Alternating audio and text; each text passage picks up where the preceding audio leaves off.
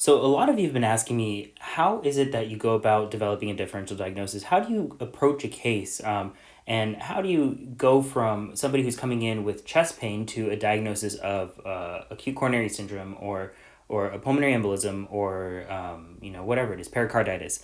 And so with this video, I'm going to try to show you exactly what it is that I do and my approach to a case. So I pulled up this case that I found on the Merrick Manual on a patient that came in with chest pain. And so I haven't seen this case before, and so I don't really know if this is going to be something related to what we're talking about.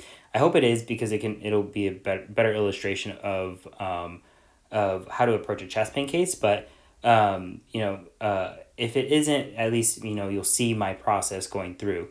But just a warning, I am still a resident. I don't know everything there is to know about medicine, and so I will do my best. There's going to be things that I probably don't know, and if that's the case, then I'll let you know that I don't know, and just know that all of this is a learning process for me and for you. So let's go ahead and use actually the H&P sheet that I sent out to you guys. So let's go for it. So a 62-year-old guy, he is coming in to a clinic with a chief complaint of chest pain. So he's 62, male, and then his chief complaint is chest pain.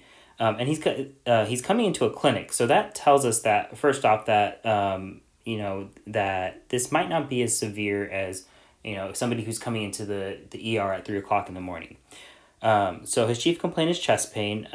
No pain currently, which is important to know. Okay, so about 2 months ago, he first noticed the pain, but attributed it to digestion. So onset was about 2 months ago. He describes the pain as a pressure. So let's actually just throw the OPQRST up there. I don't usually use the OPQRST anymore just because I've done this so many times that it's naturally in my head to go through each of those questions. Sometimes I don't go through all of them, but I think for you guys at your level, you should probably have some sort of structure that'll help you out in the long run. Okay, so we see that the onset was about 2 months ago. He thought it was indigestion. It's a pressure sensation, so it's pressure. And it's in the mid chest. So it does not radiate, and it only comes on with exertion. So really, really, really important there. So exertional. All right, and it's not at rest. That's going to be important a bit later on. When you hear kind of like what we talked about before in the previous videos, whenever somebody says that they have chest pain and it's associated with exertion, you should always be thinking about a cardiac issue, so a heart issue like an MI or angina. Okay, so he noticed it more last week when he was shoveling snow, so that's exertional, and has had no pain since then. So what I would ask him at that point is, if this patient was in front of me, is was it just when you shovel snow? Are you walking around and starting to get a little bit of chest pain as well? Because that kind of tells us, is it only with very heavy work that he's having it, or is he having it kind of at baseline too, where he's walking is having a little bit of discomfort? Because that'll, if this ends up being angina or an MI, this will tell us how severe it is and how seriously we should take it. Okay, and so no pain since the last time when he shoveled snow. The pain usually lasts about 10 to 15 minutes, so that's not a short amount of time, and it gets better with rest. Okay, so that is super important, better with rest. So this seems more to be like an anginal type case because he's not having pain right now. If he were having current chest pain, there's going to be a thought of, is this a ongoing myocardial infarction? Is he having a heart attack right now? But it doesn't seem like it. Okay, so when present, the pain is not worsened by movement or with breathing. So not worse with movement or breathing. Okay, so that kind of tells us, if it's breathing, if it gets worse with breathing, we're thinking something like a pleurisy, something that's inflaming the pleura. pleura of breathing.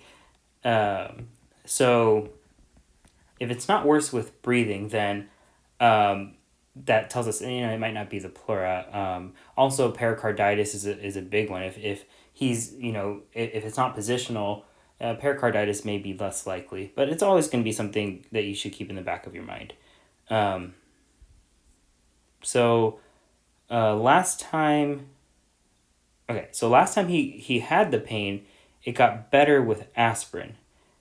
So also kind of important because we use aspirin acutely when somebody's having a heart attack. So we usually give a higher dose of aspirin, and the thought is that's going to help prevent, if you do have a clot, it's going to help prevent it from getting worse. So better with aspirin. Okay. So ASA is an abbreviation for aspirin. So the other thing that I do sometimes is a plus or minus column. So plus, minus, it makes it easier instead of writing worse with moon or whatever. So the things that he's positive for. So the pain is not associated with shortness of breath, nausea, diaphoresis, which is sweating, and then no fevers, no cough, or infectious symptoms. Okay, so that's the general history that they gave us. So looking at just the history itself, let's go. I think there's a portion here to put a differential diagnosis, if I remember correctly. I don't see it though. Okay, I think I just, the formatting is off. It's probably from when I imported it to Notability. And as you can tell, I'm not really editing this, so I apologize for that.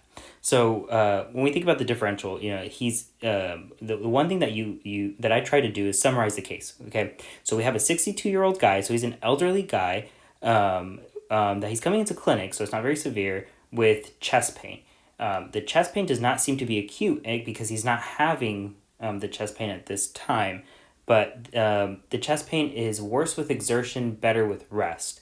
Also better with aspirin, not positional, and not associated with any breathing. And so the most likely differential diagnosis for me at this time is probably angina. I'd be surprised if he had an MI, so I'm going to bring that a little bit lower here. I mean, he mentioned that he attributed it to indigestion, so maybe GERD, but GERD usually don't have chest pain with exertion. He's saying it's not radiating anywhere, so the likelihood of it being something like an aortic dissection, it's probably a little bit lower, so I'd probably bring it down here. And then pericarditis we kind of talked about. It's not really positional. He's not having pain currently. Pericarditis, it doesn't go away on its own. So we can put pericarditis probably down here just to have it on our list, but I doubt that is pericarditis. He doesn't have a fever, cough, or infectious symptoms, so not likely pneumonia, especially if he's not having pain when he breathes. So we'll put pneumonia down here, but probably not as likely. Okay. I think that's about it for now. We can go on. Okay, so now we have the review of systems, and so let's put that right here. Well, actually, I kind of have a review of systems going on over here. Okay, so generally, and I'm going to only write the stuff that's important. Generally, he's feeling good energy levels, sleeping well. So that tells us, it's probably not acute right now. No new rashes or skin lesions. So when we think of rashes, I think I had mentioned it before in other videos, herpes zoster or shingles can cause chest pain if the rash appears on the chest itself. So that's important to know. Head, ears, nose, and throat. So no vision changes, ear symptoms, nasal symptoms, or sore throat. The sore throat is maybe a little bit important just because it shies away from it being actually infectious. So I'm not going to write it down though. So no dyspnea on exertion, no cough. So no dyspnea on exertion and no cough.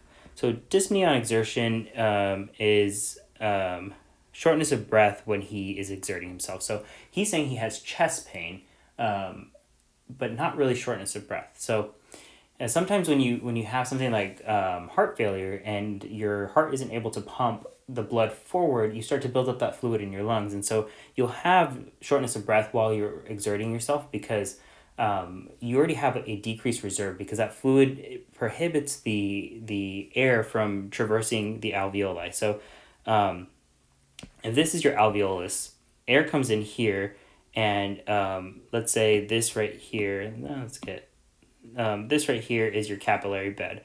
And so oxygen is going to come in from here into here, and CO2 is going to come out here. And so oops, this right here, this interface between the two is very, very, very thin because you have to be able to, it has to be thin enough so that the gas molecules can diffuse across. And so if you're adding an extra barrier, let's make this, let's say that this is water because you have fluid backing up. Well, now you have an increased thickness that the gas molecules have to flow through. And so oxygen is going to have a harder time traversing this way, CO2 is going to have a harder time traversing that way.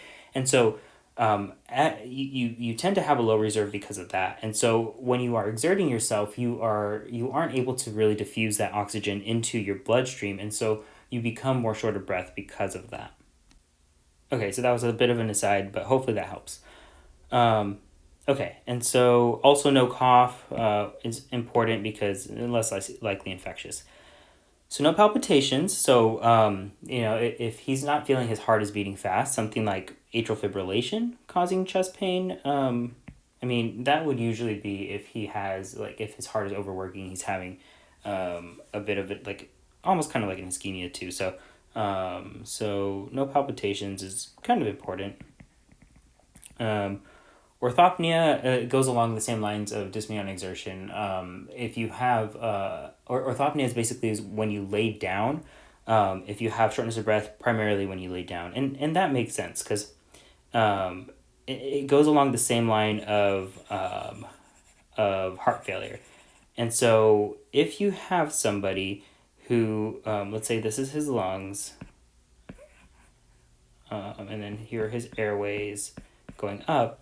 Now, let's say he is starting to build up fluid, So when we look at the chest x-ray, all of this part right here is kind of that fluffy, hazy, whitey type look. And that tells us that there might be some fluid here because his heart's not able to push that forward. Now, gravity makes that fluid go down. And so all of this lung area up top is free to exchange gas because there's no issue with the fluid being up here. It's only down here. So it's these bottom parts of the lungs that are going to have a harder time exchanging gas. Now, when we lay down, that fluid now equalizes all the way up. And so, and it's all based on gravity. So because you don't have that gravity pulling everything down, it levels out throughout. And so you start to have decreased gas exchange in the upper airways too. So as you lay down, you're going to have shortness of breath. You're going to have a harder time breathing.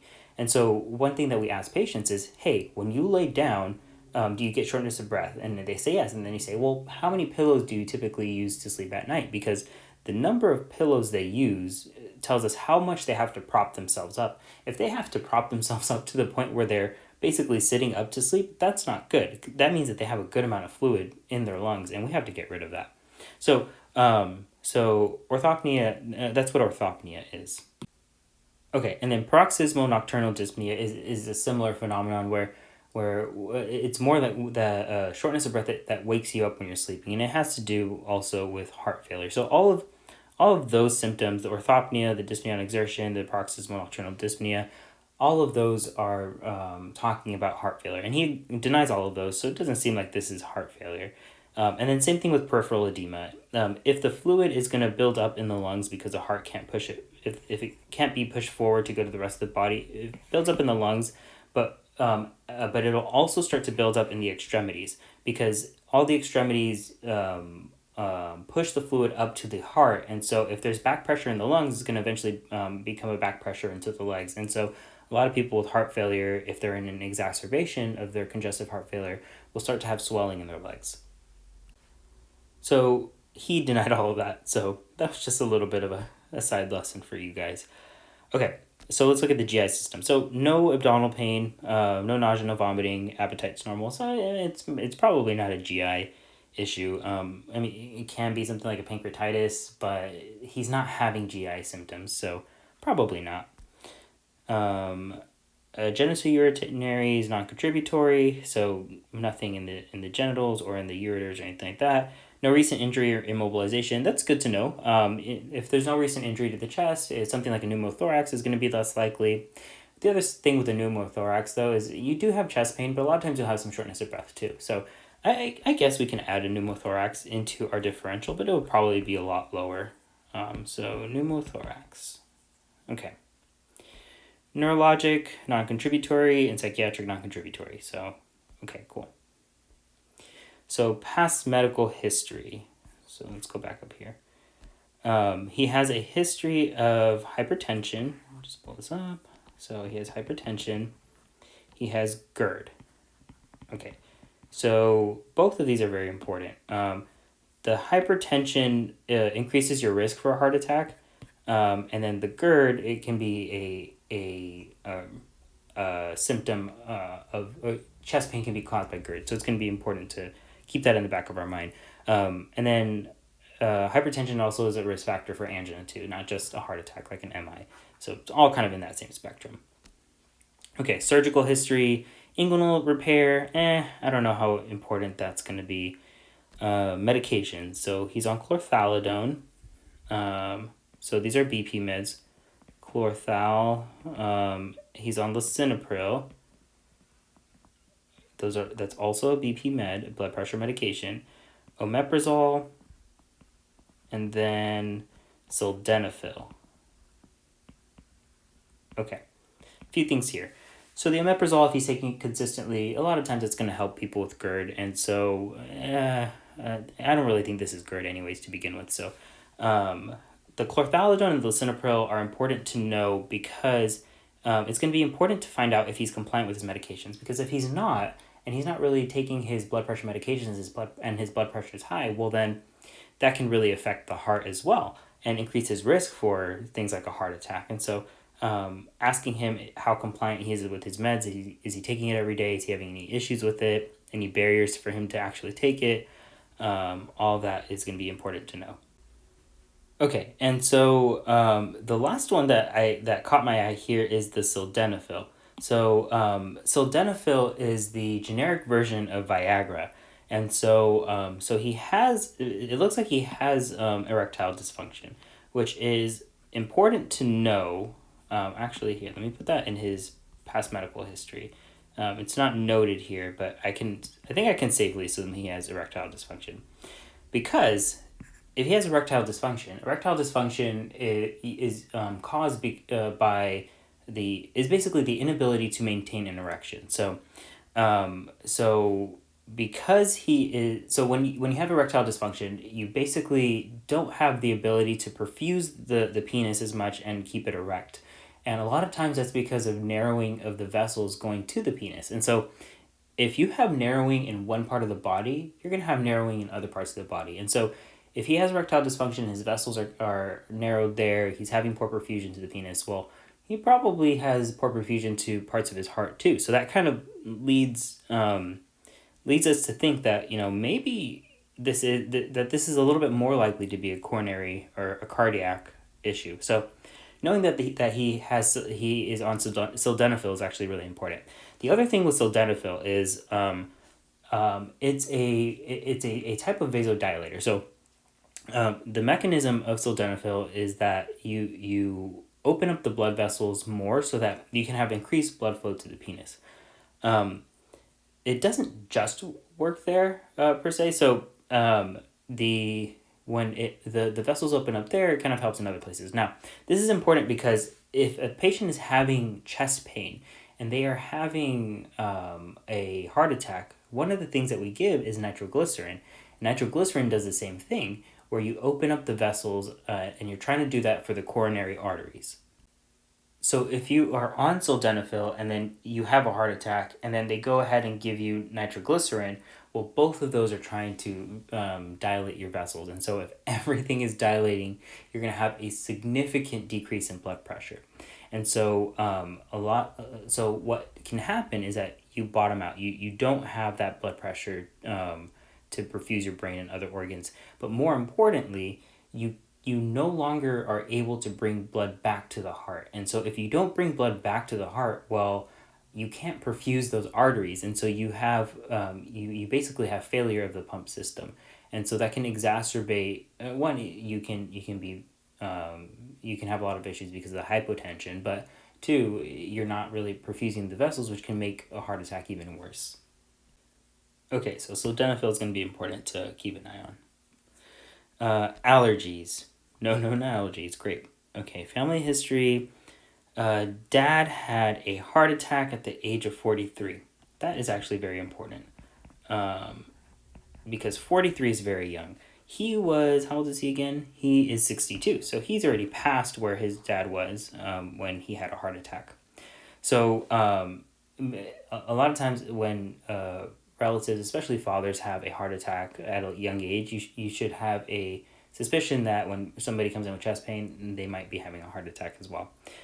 Mom had hypertension and type 2 diabetes. It's good to know. We already know he has hypertension.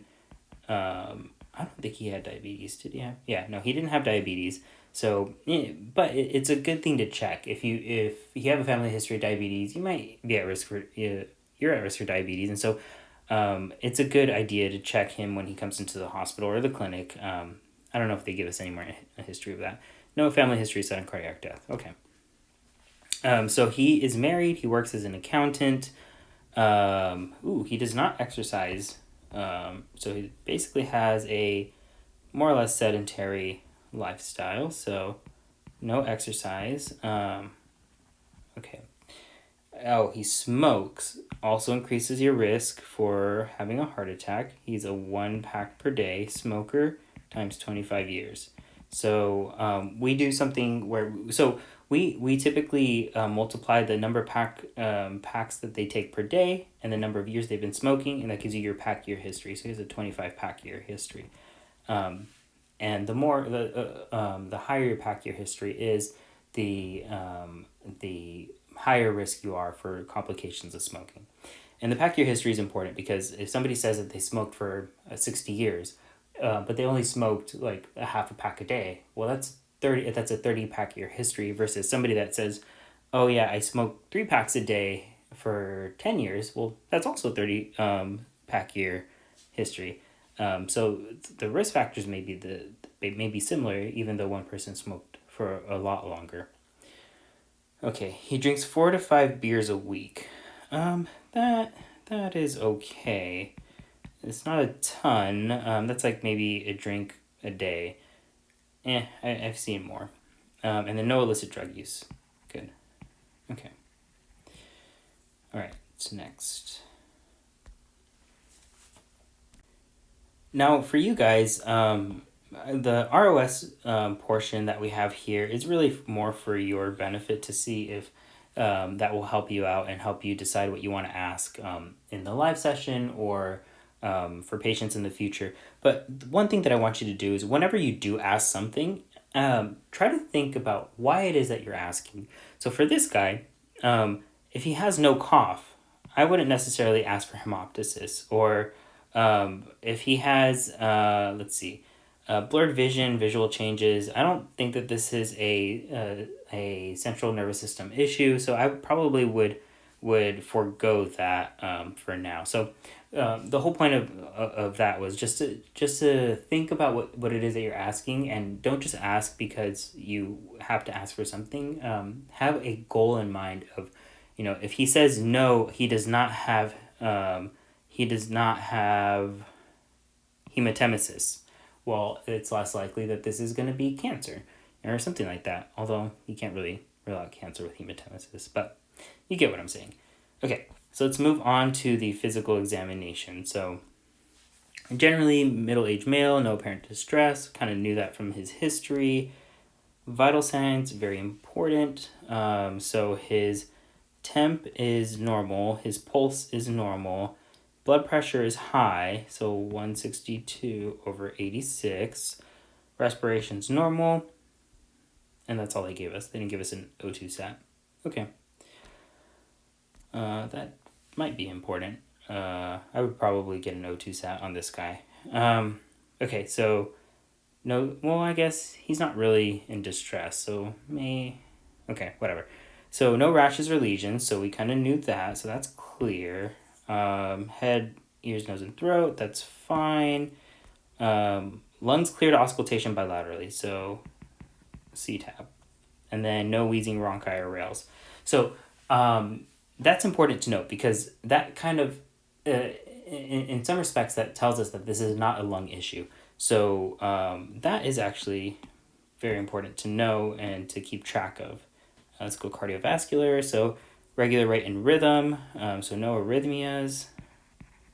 S1 and S2 are the normal heart sounds. S3 and S4 are seen in things like when your heart is dilated for whatever reason. So like a dilated cardiomyopathy. You can get that with heart failure.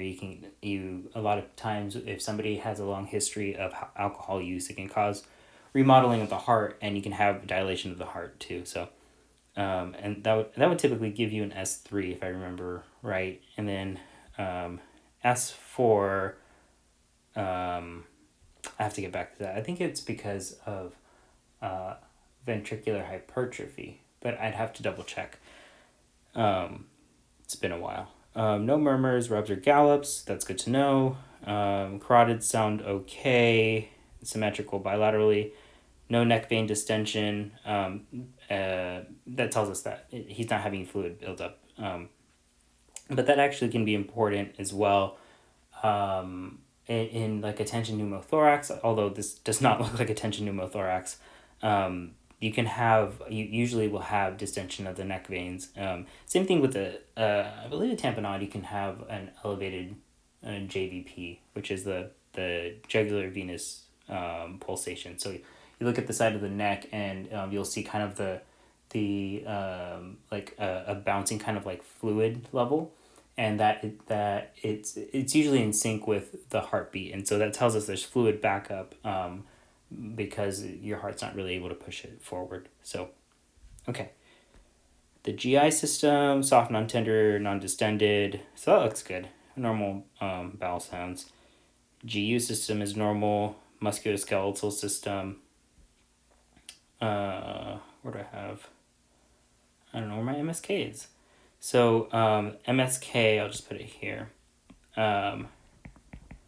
So that no chest pain with palpation. So that is important to know because palpation. Because something like costochondritis, when you push on the right next to the sternum, that can cause tenderness. And a lot of times, if this is costochondritis, where you have inflammation of the cartilage that attaches to the ribs to the sternum, as you push on those areas, it reproduces their pain. And so if you can reproduce pain by pushing, that is not your heart. So that's a good way of trying to figure out how worried you should be.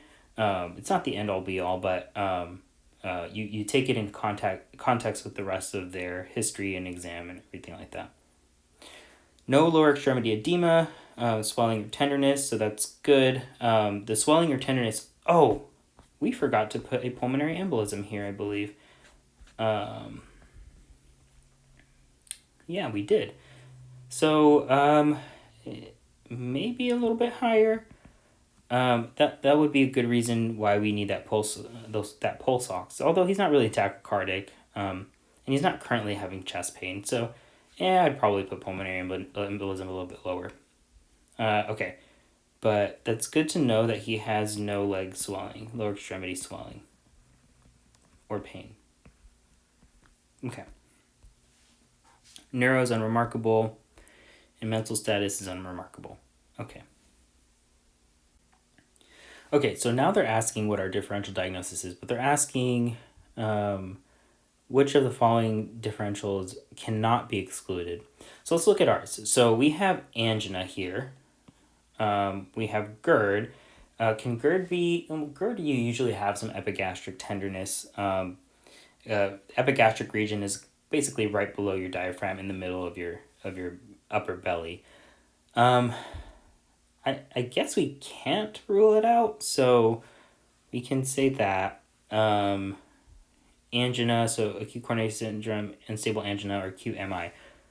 Well, he's not having current chest pain or current symptoms, so I don't know if you could.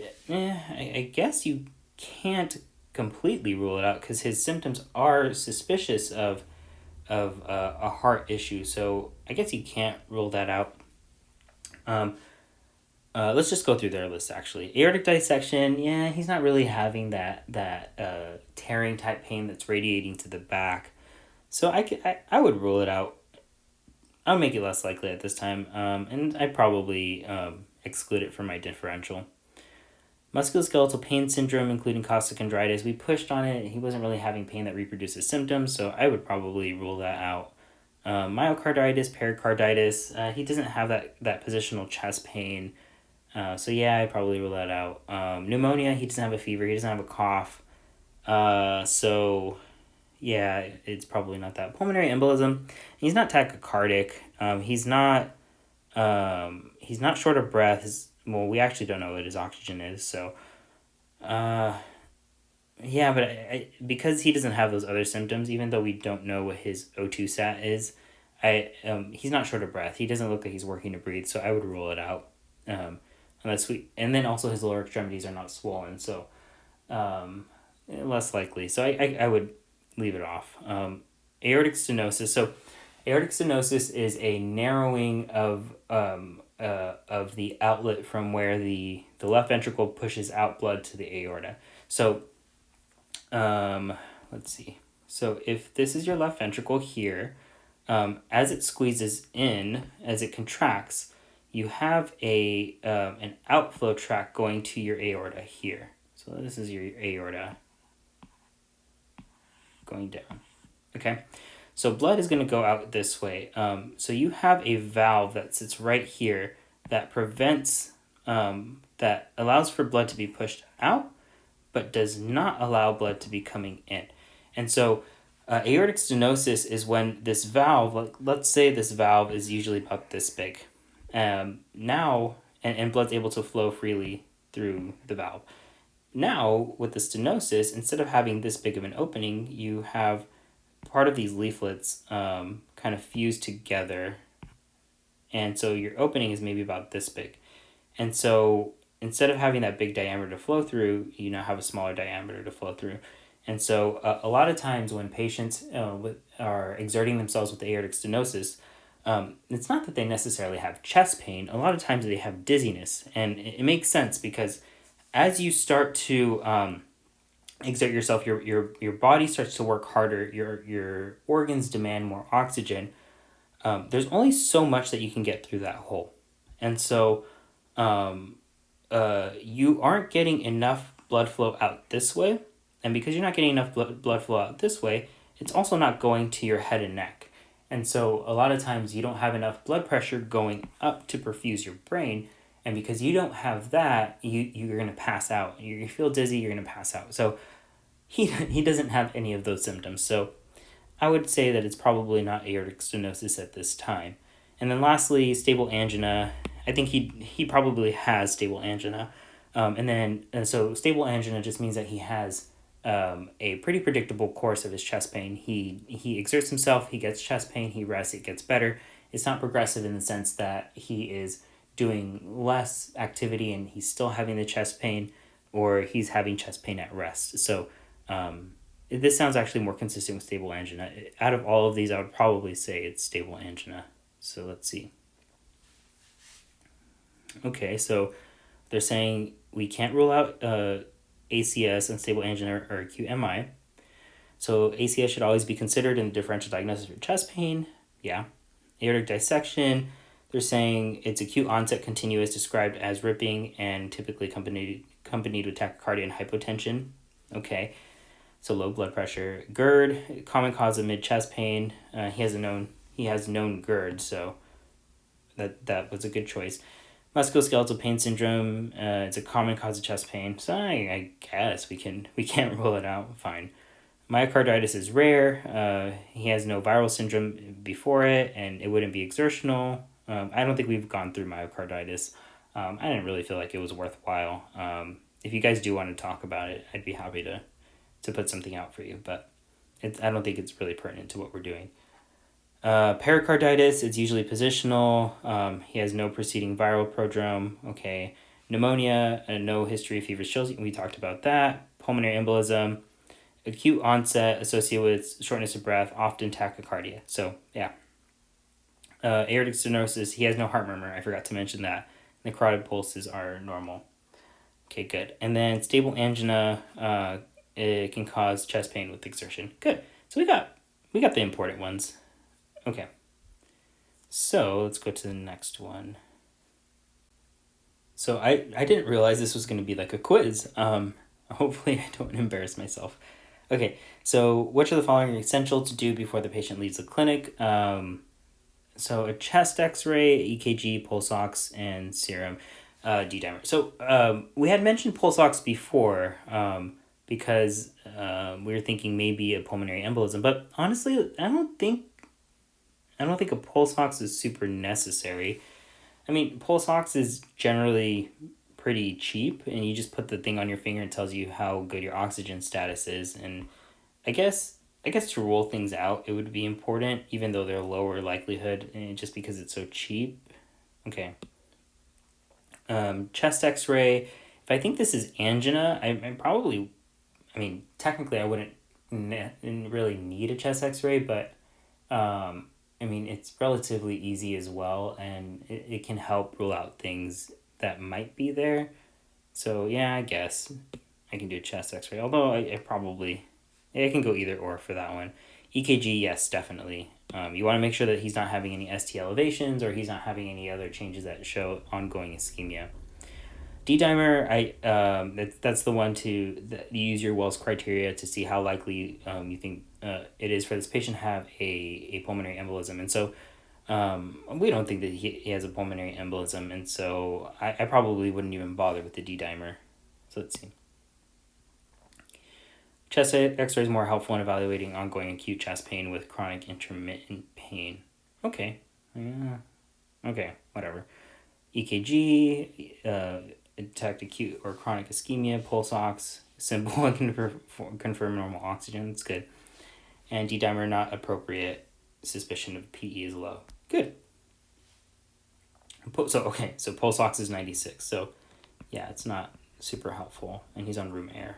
Okay, good. All right. The EKG is obtained and is shown. I don't see the EKG actually. Well, that's annoying. Let's see if I refresh it, if it comes up. Okay. So what I usually do for EKGs, you typically want to have a system. So I first look at the rate, see if it's fast or slow. So for him, it doesn't look too. It looks probably like a normal rate. It's like, and I'll go through kind of my way of doing it. But 300, 150. Yeah, it's a normal rate. And then you want to look at the rhythm. So the rhythm actually looks pretty regular. So he's having a regular, basically he's having heartbeats on a regular interval. Just to make this quicker, because it's not a test on EKGs. It's not a lesson on EKGs. Usually with EKGs, you're going to see the lead 2 and lead 3 go more upright than down, and we see it more dominant going down. And so when that is the case, you have either some other type of dominance, or I've seen this with a bundle branch block as well. The other thing is this over here. So V5, V4, V5, V6, when the waves kind of touch each other like that. So the wave going down is kind of touching the one on V4, is touching the one on V5, same thing V5, V6. That tells us that he might have something like a left ventricular hypertrophy. And what left ventricular hypertrophy is if your normal heart, let me see if I can erase some of this. So if normally your heart thickness, let's say this is your normal heart left ventricle, if the thickness is usually this big, you have all of this volume here to pump blood out. With left ventricular hypertrophy, though, what ends up happening is you're trying to push blood against more resistance, and a lot of times you get that when you have a lot of back pressure, meaning you have high blood pressure. So patients that have uncontrolled high blood pressure for a very long time, the heart starts to build up. Instead of having a good thickness here of cardiac tissue, you start to build up more tissue so that you can squeeze harder against that resistance. And so you have all this muscle that is actually very stiff and doesn't really contract well. But what's more important is that this volume is now gone. So whereas you had all of this volume before here, now you have a smaller volume. And so you're not able to fill this left ventricle as well, and you're not able to push as much blood out. And so the EKG senses those, how much signaling is going on. And so if you have more muscle here all throughout the left ventricle, well, those signals on the EKG that the EKG is going to pick up are going to be a lot bigger. So this kind of looks like left ventricular hypertrophy, maybe a left bundle branch block, which I think, if I remember right, you can have the left bundle branch block. So left ventricular hypertrophy can mimic bundle branch block, but I'd have to go back and review that. Okay, so what answers do they have? So they have acute anterior lateral ischemia, left bundle branch block, left ventricular hypertrophy with secondary ST and T changes. Okay, or old inferior wall infarction. I would probably say either left bundle branch block or LVH. I mean, I clearly see the LVH. I just don't see the ST changes. And I'm probably just missing it, and it's probably really obvious, but okay, so that was right. I'll review this more and try to come up with a reasoning why, but again, this is not a EKG lesson. Okay, so let's go ahead and move on. So, actually, what I wanted to point out though is there are no real ST segment elevations or depressions that I am seeing. And so ST segments, just to review it super quick. So this is your P wave, your Q, your R, your S, and then you have your T wave to repolarize. So this the P wave right here is generally, let me actually just draw the heart real quick. So if this is your heart, it's a really bad heart, but whatever. So this is your right atrium, your left atrium, left or right ventricle, and this is your left ventricle. And so if you, so with this, so your P wave is the depolarization of your atrium. So as blood enters the atria, and that atria squeezes, you have that kind of deflection in the P. The QRS complex, QRS complex is the biggest kind of spike that we see here, and so that spike correlates with the contraction and the signaling within the left ventricle. And so you get your signal here from the top of the heart. It goes down through your atria, gives you your P wave, and from there it stops at the atrioventricular node and travels down after that throughout your ventricle and causes that squeeze, giving you that QRS, which is that big deflection that we usually see, which unfortunately I can't mark up the EKG for whatever reason, but when I do my lesson, I'll kind of show you a bit more. So you get this big deflection, and then the last part is the T wave. And so that what that T wave is the repolarization of those ventricles. So everything squeezes and depolarizes with the QRS and then repolarizes with the T. And so with an ST segment elevation right here is your ST segment. And so if I have, this is what a STEMI would look like, QR, and then instead of going all the way down like you would see here and then coming back up, you actually have this, and you usually wouldn't have, it wouldn't be that wide. You have, thanks. That's annoying, sorry. So you have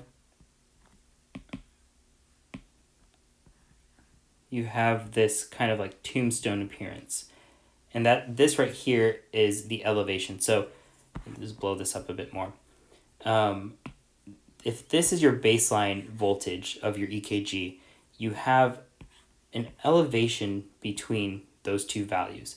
And so the ST segment elevation tells us that there's abnormal signaling. A lot of times, most of the times, it's because of cardiac death. That cardiac muscle is dying. And so this that we're seeing here, I don't really see in that EKG. So it's reassuring that that we don't see that, because it tells us that this is not likely an ongoing or acute heart attack. Okay, so let's move on from the EKG.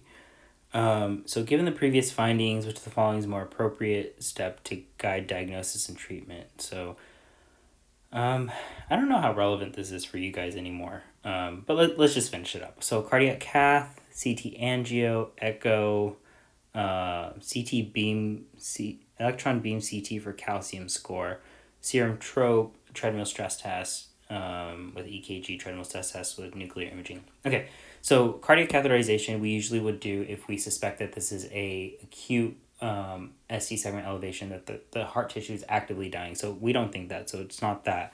CT angio of the chest we usually will see for like a pulmonary embolism, and we don't think he has a PE.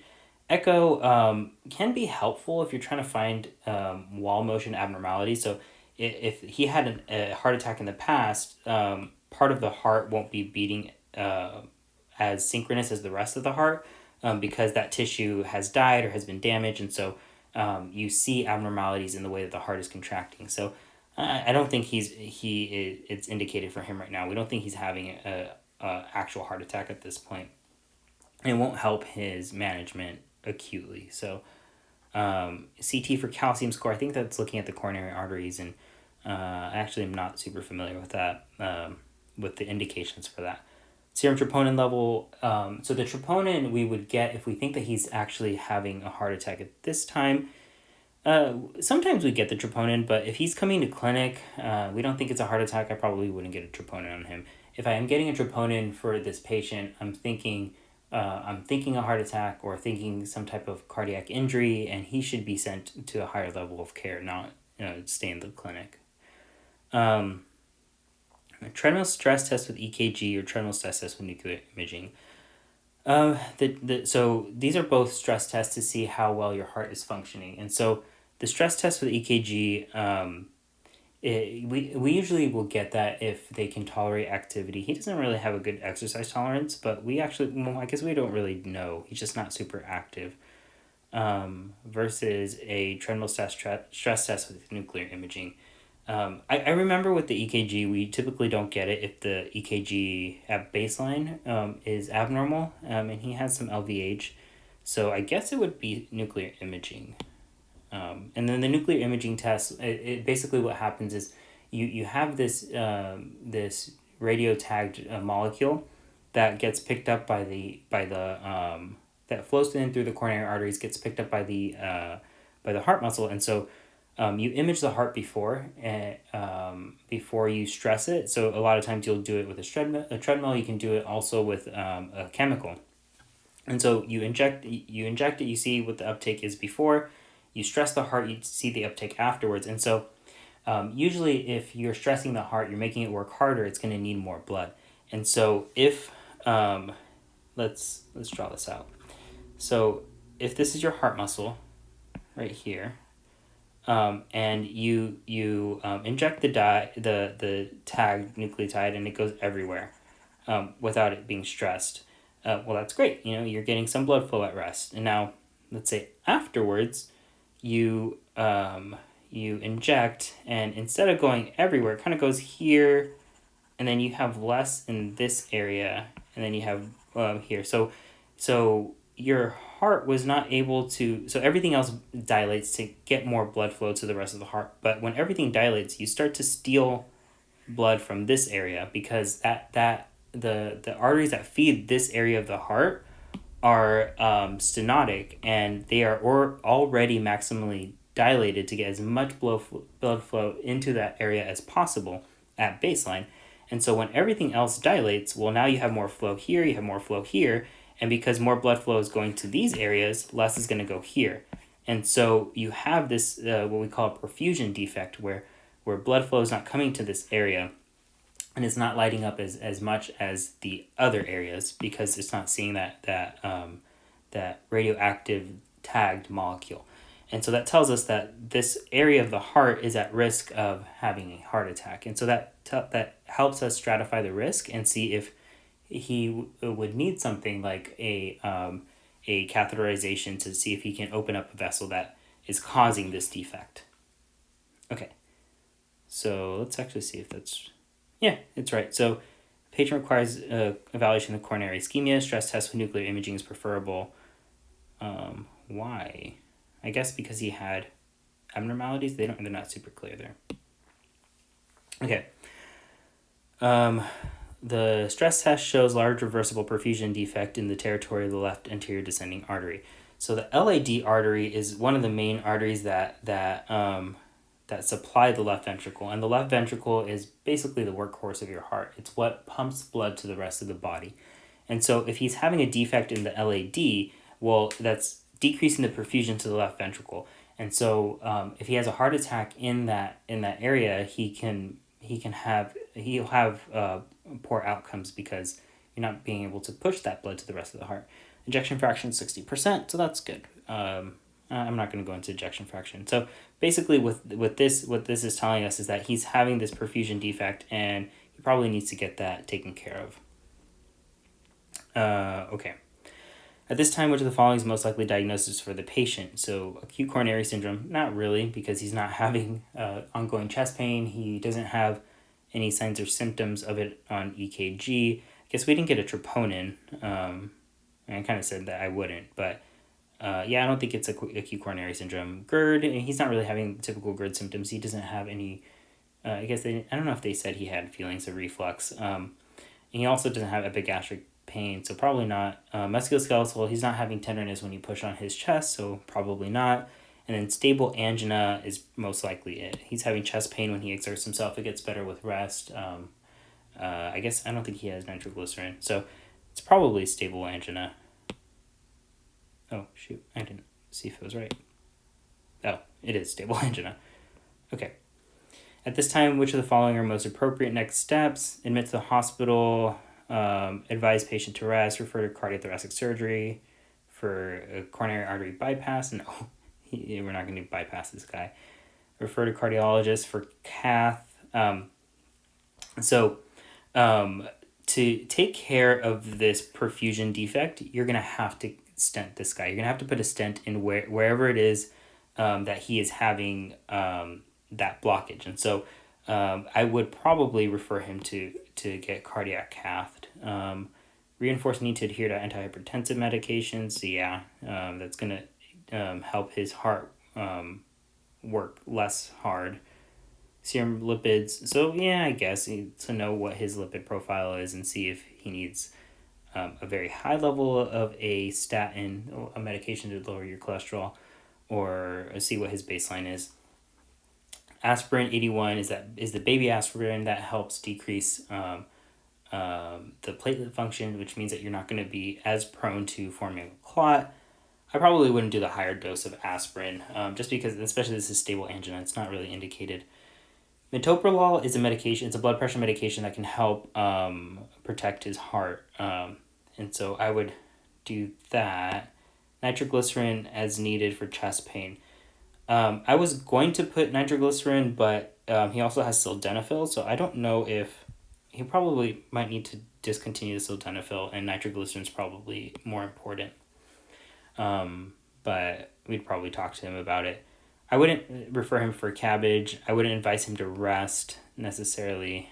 I don't know if I'd admit him to the hospital. I don't think I'd admit him to the hospital. He has no indication to be admitted. He doesn't need acute treatment. He needs more elective treatment to get this taken care of. Cool. We got him right. This video is probably going to be super long already, so I'm not going to go through this.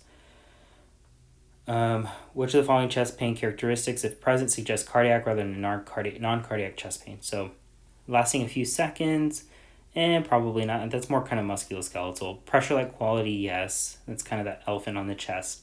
Relieved by nitroglycerin, definitely yes, because you're increasing the blood flow to the, you're dilating the coronary arteries, and increasing blood flow to that area. Relieved by rest, yes, the same thing. Worsened, triggered by exertion, worsened by rest. Triggered by exertion, relieved with rest. Sharp quality, I guess you can have chest pain sharp quality, but it's not, I don't know if it's, I guess that would be more non-cardiac. That's kind of like the either pleural or it can be costochondritis as well. Substernal location, yeah. Triggered by eating, no, that's more GERD. And then triggered by palpation, that's more costochondritis. Cool, we got all of them right. And which of the following patient characteristics are relative contraindication to dobutamine stress? I don't know. Let's go with COPD. Nope. So our relative contraindications. Okay. So controlled hypertension. I'm not even going to worry about this. Which of the following patient characteristics, if present in this patient, would have suggested unstable angina, therefore would require more urgent workup? Pain increasing in duration. Yeah, your pain is lasting longer. You're working out, so I guess it's having a harder time opening back up. So maybe increasing in frequency. You're having it more often. I guess if you're walking and if you're walking the same amount, but it's happening more often while you walk, even though you're resting. So maybe increasing in severity.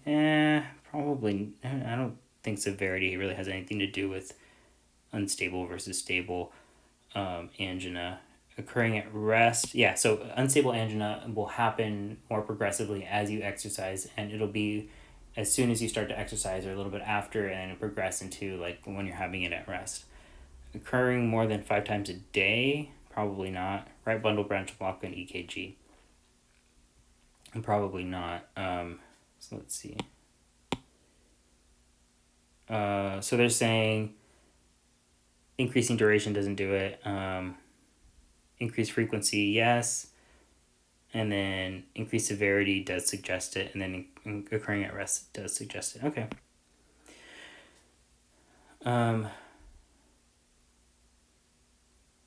Okay, it looks like it froze. Okay, so a 50-year-old male with this is the question after the last one. So no other medical problems, comes to office because of concerns of cardiovascular risk. Pooled cohort risk calculator indicates he is intermediate risk of heart disease. Currently no cardiac symptoms. Which of the following would be appropriate to further assess? I have no idea. Calcium score. Whatever. Okay, so angina pectoris is a clinical syndrome of precordial discomfort or pressure due to transient myocardial ischemia without infarction. So that all that's saying is that you have transient decrease in oxygen and nutrients being perfused to the heart. A lot of times it's going to be because of stenosis, and but your heart is not actually dying. And so if you did get a troponin, it should be negative. Is typically precipitated by exertion or physiologic stress, relieved by rest or nitroglycerin. Diagnosis is by symptoms, EKG, imaging. So you would usually treat with aspirin, nitrates, beta blockers, calcium channel blockers, ACE inhibitors. the aspirin, the beta blocker, the ACE inhibitor are typically what we would have on board along with the statin. And then you want to risk stratify and see if they need to get cathed or something like that. Okay, so that was generally this case that they have. So, but let's go over what we kind of put together.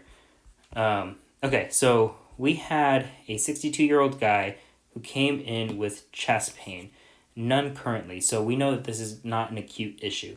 So it's been going on for 2 months. It's exertional, gets better with rest, worse with movement, breathing, better with aspirin. So exertional chest pain, better with rest. So this looks like it's a heart issue. It's a pressure at the mid chest, doesn't radiate in the last 10 to 15 minutes. Okay, so no shortness of breath, no nausea. So no shortness of breath, no cough, no fevers. So it doesn't sound like an infectious etiology. No shortness of breath, so maybe not a pulmonary embolism. Dyspnea on exertion, probably not like a heart failure. He doesn't have any swelling in the legs either. And no rashes, probably not like a herpes zoster thing. So, or shingles. So we talked about high blood pressure being a risk factor for developing coronary artery disease and also kind of a bit of heart failure. We talked about how erectile dysfunction tells us that there's issues with the vasculature in general. And so if you have a problem in one area, you can bet you have it in other areas. So it kind of, a lot of times we do see that in clinic where young guys are coming in like, hey, I'm having erectile dysfunction. Like, can you give me Viagra? And it's like, yeah, we can give you Viagra, but you are young. Why are you having erectile dysfunction? And so it's a good kind of indicator of something else going on. And so his blood pressure was high, so we don't know how compliant he was with his medications. His dad had a history of a myocardial infarction at a young age, and so he's already past that age, so we have to definitely be on the lookout for a heart attack. He does have a smoking history, which is a huge risk factor for coronary artery disease. So it's good to know. And he doesn't exercise, which, also increases his risk. His vitals looked okay, just the blood pressure was elevated. It tells us that he might not be compliant with his medications. His exam was overall normal. The pertinent things that were negative, it doesn't sound like it was. There was no acute issue with the heart, and also his lungs were pretty clear. He didn't have any swelling in his legs for us to think a pulmonary embolism, and no rashes to think like herpes zoster. We didn't get a lot of labs, if I remember right. We didn't get a troponin or anything like that, so nothing really to talk about there. He did not have a ST segment elevation on the EKG, and if I remember right, he just had some LVH. Okay. And so let me see if there's anything else I put there. No. So looking at our differential, we know he had exertional chest pain that got better with rest. So angina is probably the biggest one. He has a history of GERD, but his symptoms don't sound like a GI complaint. He's not complaining of belly pain. He's not complaining of reflux or anything like that. So less likely GERD. So I'd actually put that down. He's not tachycardic, and his oxygen is okay is good on room air. So probably not a PE, especially if he's not feeling short of breath. We know from the EKG he's probably not having an MI. He's pretty comfortable. He doesn't have any pain, so it's not likely a full-on heart attack.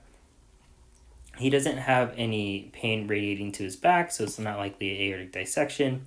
No fevers, no chills, no cough, no sputum production, so probably not a pneumonia.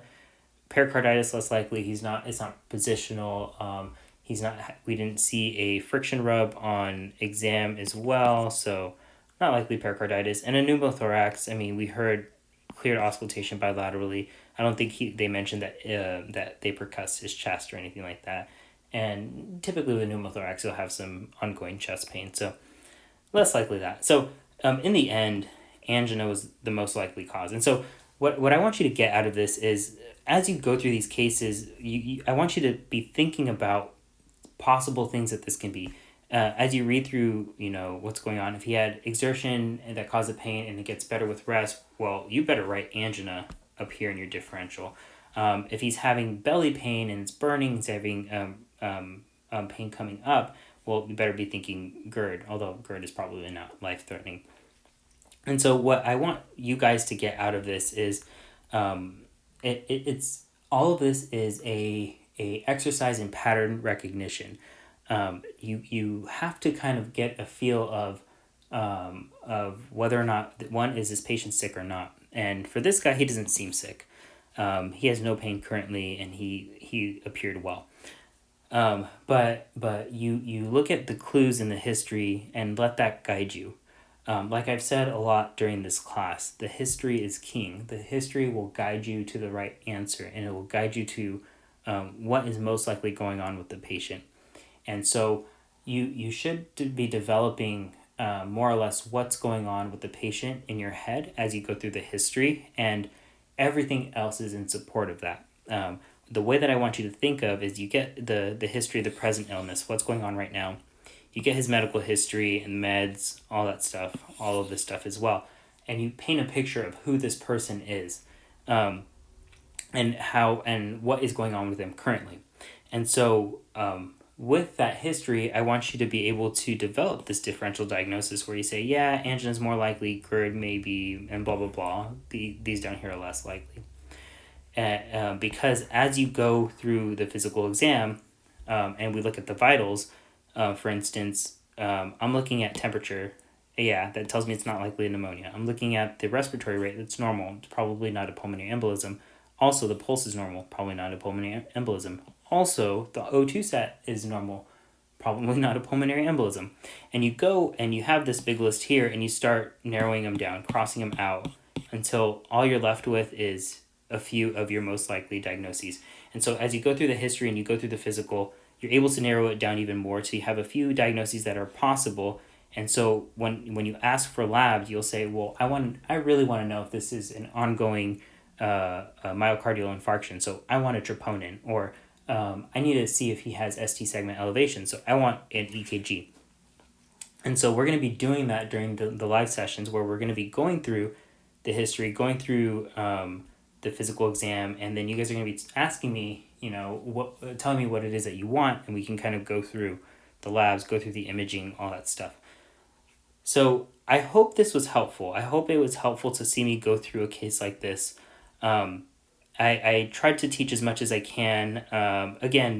There's going to be things that I don't know, and I'll try my best to go over it and teach as much as I can and learn as much as I can to help you guys.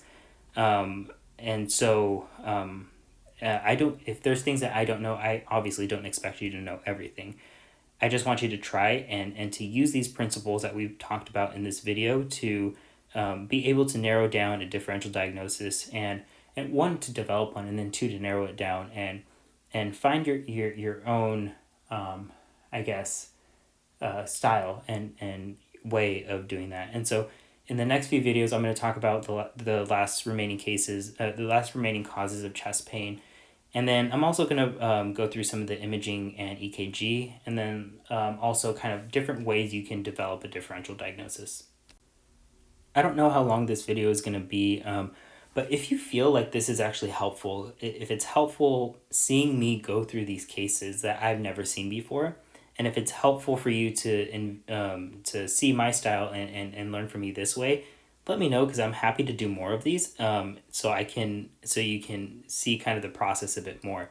And then whatever feedback you have is going to be super helpful. And like always, if you want to help with this project, the easiest way to do that is to support the YouTube channel, subscribe, like, comment.